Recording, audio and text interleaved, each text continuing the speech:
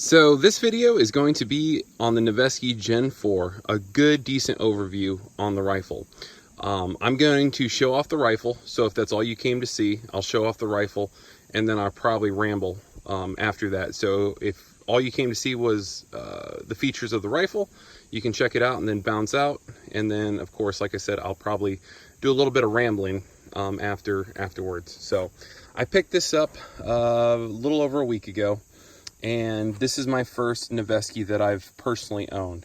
And, well, like I said, I'll just show it off first. The rifle shipped with a Magpul SL buttstock. This is my first experience with the SL. And I like it a lot. It's very streamlined. It has quick detach, sling attachment points on the sling. It's a little bit stiff at first, but obviously that'll wear in. And I'm really impressed with it so far. The Noveske shipped with a quick detach sling point on the rear of the receiver. The castle nut is staked. You get a super badass charging handle from Noveske. I believe Geissele makes these, but it's Noveske branded. And there's that. You get M-Bus Pro sights from Magpul. My first experience with them, and I gotta say, probably my second favorite iron sights at this point. You get toolless adjustments. Here is your windage knob, and then here's your elevation knob on the front sight, that little drum you see there. Really like these sights. I'm really impressed with them. Magpul did a bang up job, as they normally do with all their accessories. The rifle shipped with a Magpul K2 grip, I believe it's called. It's a very up and down, straight up and down, not much of a slant. I swapped that out because I don't like the grip angle of those. I like a gradual slope. Kind of like an A2 grip. So I went to the tried and true Magpul Myad. You get Noveske marked takedown pins. I don't believe they're anything special. They just have the iron cross that's associated with Noveske. The selector lever came with a Magpul 60-degree throw lever. I forget what it's called. It's reminiscent of the SSG selector lever Magpul makes for the FN Scar. I did not like it, and it was extremely stiff.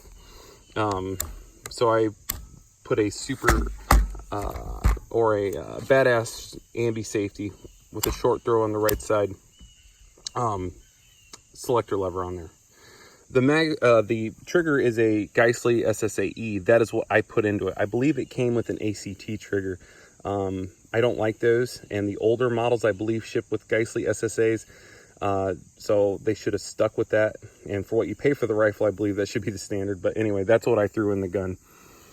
The trigger guard is machined into the lower receiver, and it's big enough for gloves, so that's not a bad feature. The magazine well is flared. Very nice feature from Noveske. This is again a Gen 4 model, so there is a bolt release on the right side. And on the left side, you have a magazine release button, right? But it's kind of, I don't know, it's kind of not half-assed, but it could have been done better, I feel like. It's kind of hard to hit, or at least it is for me being a right-handed shooter. They have this little metal piece machined into it, so I don't know if you can run BAD levers. I normally do, but I'm just running it standard manual of arms. I have an Aimpoint Micro T1 2MOA dot. I've had this for damn near 10 years now. Really like this optic. Moving on from there, we get a NSR 15-inch M-LOK rail. Really like that. The rifle did ship with a sling attachment point you can mount to the rail, so I mounted it there. Running again the Haley Strategic D3 sling. I bounced that around rifles. I added a BCM CAG grip, M-LOK rail panels. This is a 13.7-inch stainless steel barrel from Noveske, mid-length gas system, and then a KX3 Flaming Pig muzzle device, penned and welded, and not too bad. And then I did add a Surefire Dual Fury 1500 lumen scout light with an SR07 tape switch, momentary, permanent on right there. Bada boom, bada bing. And here is the bolt carrier group. Pretty standard fanfare. I think for the price, they should have thrown in the Noveske marked bolt carrier groups. I don't know why they don't. But anyway, that is the rifle. Rifle has performed extremely well. In fact, it is perform well beyond my expectations. The accuracy I get out of this thing is freaking phenomenal. I am blown away by the accuracy. Reference my first video on the Noveske to see the group I got at 100 yards with 77 grain ammo.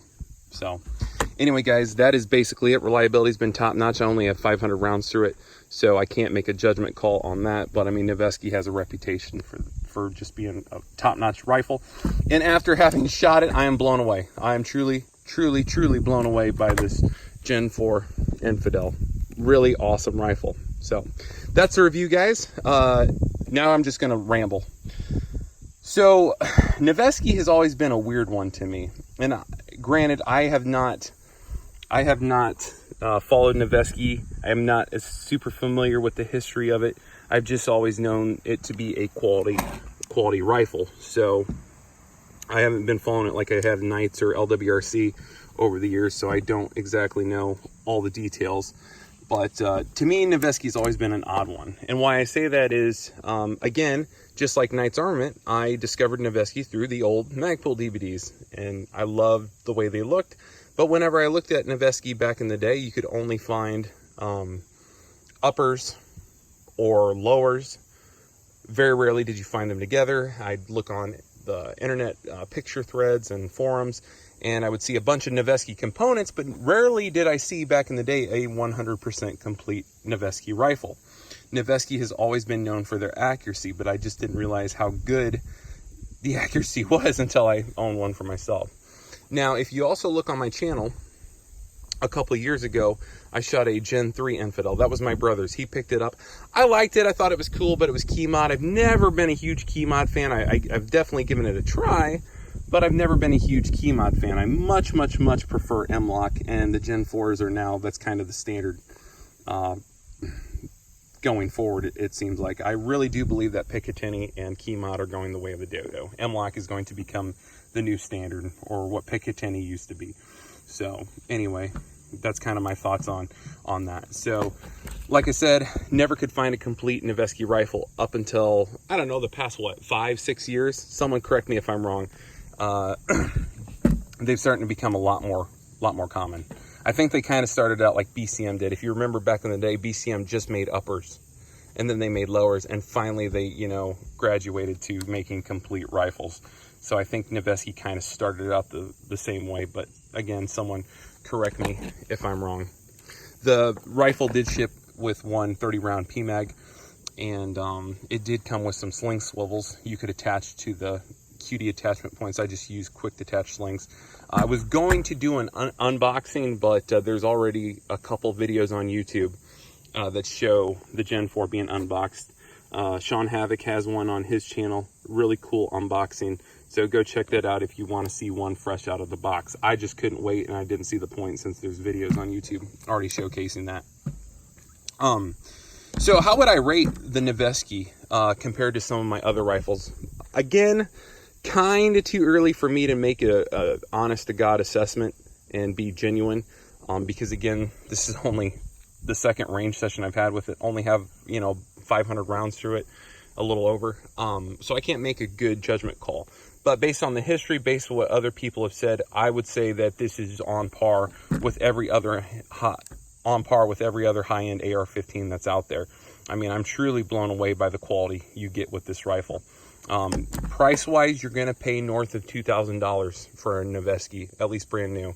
And that puts it on par with LWRC, Knights, and then your other high-end non-AR-15 guns like the FN Scar.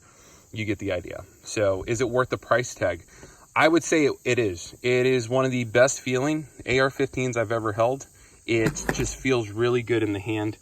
Everything is just solid. I've got nothing coming loose or anything like that while I've been shooting. So I have nothing but good things to say about it so far. So again, Noveske is probably my second favorite brand of AR that I've ever shot. I still prefer Knights, and that's just because I've been a Knights fanboy for so long, self-admittedly a Knights fanboy, and Knights has always treated me well. And I have tens of thousands of rounds over the years through various Knights Armament guns, SR-15s and SR-25s. And I gotta say that the Noveske is really, really awesome. Like, it's so awesome I want to buy a 300 blackout, but we'll see. My wallet is still recovering from purchasing this one. So, yeah. I really like this gun, guys. I really like this gun. Definitely recommend you give it a look at. Yeah, but like I said, going back to the whole comparison, maybe I should save this to my other video, but I'll just say it now. Couple things, how this compares to a Knights. So Noveske and Knights has always been two names I've heard side by side. Both do everything very, very well. The reliability, accuracy, ergonomics, all that good stuff. They both do everything very well. But Knights is more so known for their reliability. And I can attest to that. Knights Armament guns are just freaking phenomenal in the accuracy department. Noveske, again, just like Knights, does everything very well. But they are known for their accuracy. And again, based on my limited experience with this gun, I would have to say that's at 100% accurate. I would say that out of the box, even though I've only got 500 rounds through it, the Noveske is more accurate than the SR-15. Inherently, I would have to give it to Noveske. And I don't know how much of this has to do with the stainless steel barrel, but I'm telling you right now, this is performed accuracy-wise better than any of my SR-15s. And my SR-15s are no slouch. They're very accurate guns, but the edge goes to Noveske. Reliability is yet to be seen, but again, Knights has always been stupid reliable. A lot of it has to do with their proprietary gas system and their E3 bolt. But yeah, so far, so good. And then since I brought it up, LWRC, a couple of you, if you remember watching my channel, I had an M6 IC Enhanced from LWRC. And a lot of you have been wondering, like, where is that review? And at this point, this is 4 or 5 years old at this point. The LWRC kind of shit the bed on me. And what I mean by that is the barrel started keyholing. And for those of you not familiar, keyholing is what happens, or is the term referred to when bullets start impacting sideways. They're not hitting a target straight on, they're impacting sideways, so they're tumbling wrong. Well, that wouldn't have been a huge deal to me, except for I've had 3 or 4 LWRC rifles do that to me over the years. My first LWRC rifle was a M6A3 I bought back in 2011. Had freaking phenomenal results with that gun. But I've had an M6A2s, I've had the IC Enhanced, I've had the IC SPRs, and I have had at least three LWRC guns over the years start keyholing. Now, I do shoot steel-cased ammunition, and you might be like, well, that's your problem right there. And you might be right. Maybe you are. And you might think that's stupid for me to buy high-quality guns and shoot steel-cased ammo, but I shoot a lot. Like, I don't film 95% of how much I shoot. I cannot afford to shoot brass-cased ammunition. I just can't. So I shoot steel-cased. And by and large, steel-cased ammo performs very well for me. I understand the negative connotations associated with it. I understand I'm not going to get the highest degree of accuracy. I might get barrel erosion a lot faster. But for my purposes, steel-cased ammo works very well. The LWRC shit the bed. The IC Enhanced started doing it. And to be fair, giving you the full story, I sent it to a buddy who is a certified gunsmith to replace the muzzle device. Now, the muzzle device was pinned and welded. He sent it back to me after replacing the AAC flash hider with a battle comp. I got it back. It was keyholing right away. So I sent it back to LWRC to get rebarreled, and they did. They put a brand new factory barrel on it. I got it back. Not even 1,000 rounds into that barrel, it started keyholing again. And this was a factory barrel at that point. So, and to, I guess, reiterate my point, one of my coworkers has had LWRCs over the years. He said the same thing. His started doing it, and he shoots good ammo. John Johnston, the host of Ballistic Radio, for those of you who follow that program, was going to do a test. Back in 2014, 2015, John Johnston had a Knights Armament SR-15 Mod 2, and he put 20,000 rounds through that gun over the course of a year.